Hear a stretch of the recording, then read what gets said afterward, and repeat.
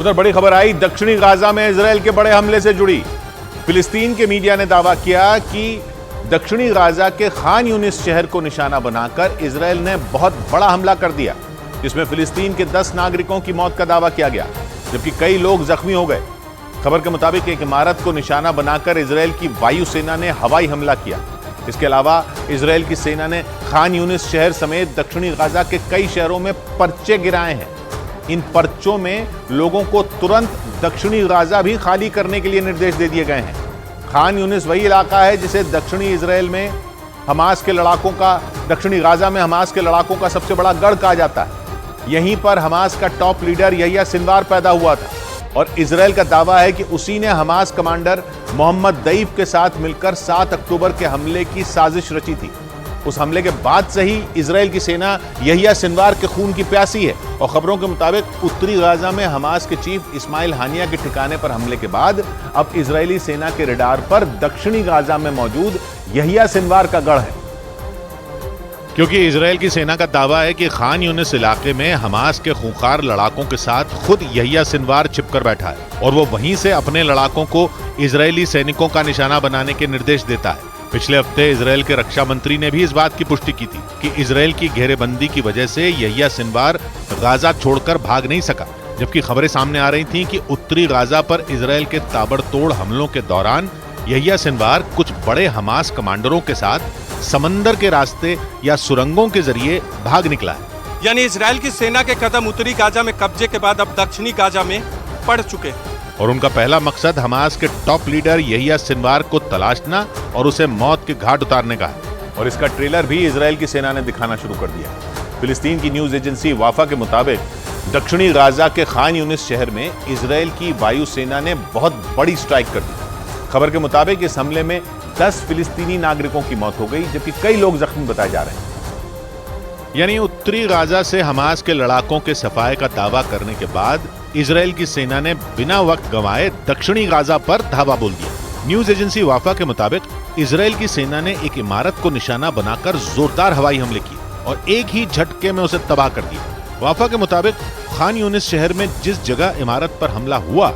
वो जगह यहिया सिनवार के घर के पास ही मौजूद है और इजराइल ने दावा किया कि खान यूनिस शहर के उस इमारत में ही हमास के आतंकियों ने अपना ठिकाना बना रखा था, जिसका पता लगते ही उसकी वायुसेना ने वहां मिसाइलें दाग दी। खान यूनिस में यहिया सिनवार के घर के करीब इजराइल के इस हमले से एक बात साफ हो गई कि नेतन्याहू की फौज सिर पर सिनवार को खत्म करने का कफन बांधकर दक्षिणी गाजा में घुसी है, क्योंकि यहिया सिनवार हमास का वो चेहरा है जो बीते करीब 40 साल से इजराइल के सीने पर लगातार जख्म दे रहा है और 7 अक्टूबर को तो उसने इजराइल को ऐसे गहरे घाव दिए थे जो शायद ही कभी भरे। उसकी इसी क्रूरता और बेरहमी की वजह से इजराइल की सेना ने उसे खान यूनिस का कसाई तक कह दिया था,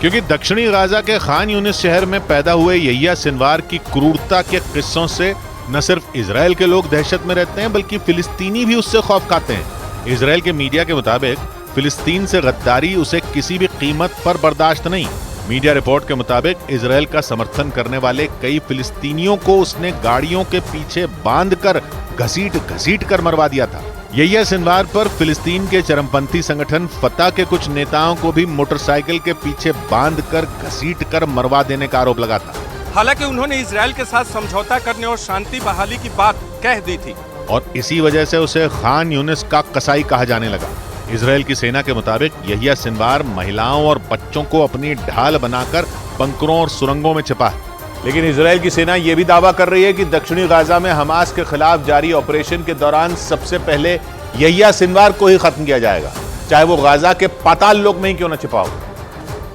क्योंकि इजराइल के मुताबिक 7 अक्टूबर को उसकी जमीन पर लोगों का खून बहाने की पूरी स्क्रिप्ट हमास का लादेन कहे जाने वाले यहिया सिनवार नहीं लिखी थी। गाजा की सुरंगों में छिपकर उसने इजराइल पर जमीन, हवा और पानी के रास्ते ऐसा हमला करवाया जिससे पूरी दुनिया दहल गई थी। हालांकि उस हमले के बाद इजराइल ने पूरे गाजा को 2 हिस्सों में तोड़कर हमास के सर्वनाश की कसम खा ली थी। इजराइल की सेना ने गाजा को 2 टुकड़ों में बांटा, पहला हिस्सा उत्तरी गाजा, दूसरा दक्षिणी गाजा, जिसके बाद उसकी सेना ने उत्तरी गाजा में हवाई हमलों के साथ ही 26 अक्टूबर से जमीनी ऑपरेशन भी शुरू कर दिए। जमीनी हमले शुरू करने के ठीक 21 दिन बाद इजराइल की सेना ने दावा कर दिया कि उसने उत्तरी गाजा से हमास के लड़ाकों का पूरी तरह सफाया कर दिया है और इजराइल की सेना के मुताबिक दक्षिणी गाजा में भी वैसा ही ऑपरेशन शुरू किया जाएगा।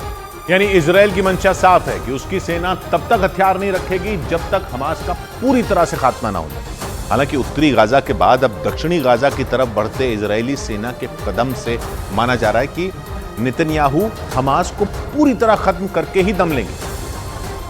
और इसके लिए उन्होंने दक्षिणी गाजा में हमास के उन ठिकानों को तबाह करने का प्लान बना लिया है जहां से हमास के लड़ाकों को इजराइल के खिलाफ जंग में डटे रहने के लिए खाद्य पानी मिल रहा है। यानी इजराइल की फौज के निशाने पर वो ठिकाने हैं जहां से अब भी हमास के लड़ाकों को गोला बारूद, हथियार और दिशा निर्देश मिल रहे हैं। हमास को पूरी तरह मिट्टी में मिलाने में इजराइल की सेना को गाजा की भौगोलिक स्थिति का भी फायदा मिल रहा है, क्योंकि 41 किलोमीटर लंबी और 10 किलोमीटर चौड़ी गाजा पट्टी का पश्चिमी हिस्सा भूमध्य सागर से लगता है और दक्षिण पश्चिम में वो मिस्र के साथ सीमा साझा करती है, जबकि पूर्व और उत्तर में वो पूरी तरह इजराइल से घिरी है। गाजा में बहने वाली नदी ने भी उसे 2 टुकड़ों में बांटने में इजराइल की मदद की, क्योंकि ये नदी पूर्व में इजराइल से निकलकर पश्चिम में भूमध्य सागर में जाकर मिलती है और पूरे गाजा को 2 टुकड़ों में बांट देती है।